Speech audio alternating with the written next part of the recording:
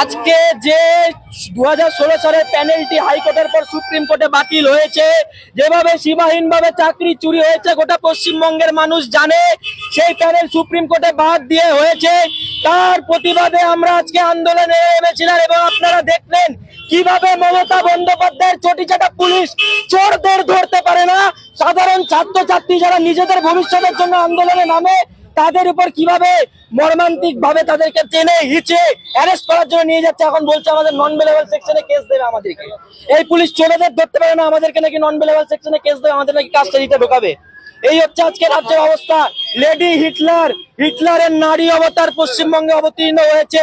কলিযুগের Shurpanakha, complete dictatorship. গণতন্ত্র বলে কিচ্ছু নেই, আমাদের ভবিষ্যৎ বলে কিচ্ছু নেই।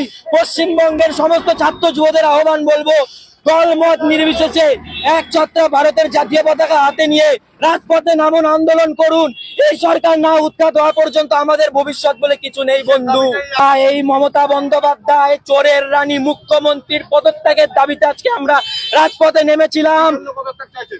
এই যে হয়েছে, যে চাকরিগুলি বাতিল হয়েছে, যোগ্যদের সাথে অযোগ্যদের সাথে সাথে যোগ্যদেরও বাতিল হয়েছে। এই যে চাল থেকে কাকড় আলাদা করার কথা বলা হচ্ছে, যোগ্যদের থেকে অযোগ্যদের আলাদা করার কথা বলা হচ্ছে, এটি হয়নি কেন? কারণ রাজ্য সরকার ইচ্ছাকৃতভাবে প্রমাণ লোপাট করেছে। রাজ্য সরকার মমতা বন্দ্যোপাধ্যায়ের নেতৃত্বে ওএমআর পোড়ানো হয়েছে যাতে অযোগ্য যোগ্যদের মধ্যে বাছাই করা না যায়। এই কারণে অযোগ্যদের সাথে সাথে যোগ্যদেরও চাকরি গিয়েছে। এর দায়ভার সম্পূর্ণ মমতা বন্দ্যোপাধ্যায়কে পদত্যাগ করতে হবে। আমাদের ছবি নিয়ে এসেছিলাম মমতা বন্দ্যোপাধ্যায়ের ছবি পোড়ানোর জন্য, কিন্তু এই চটিচাটা পুলিশ এগুলি আমাদের কাছ থেকে চুরি করে চোরের মতো নিয়ে পালিয়ে যায় এবং আমাদেরকে মারধর করে এবং বলেছে আমাদের নন বেলেবল সেকশনে কেস দেবে।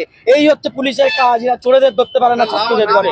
আমার নাম দীপ দত্ত, রাজ্য সহ সম্পাদক এবিভিপি উত্তরবঙ্গ।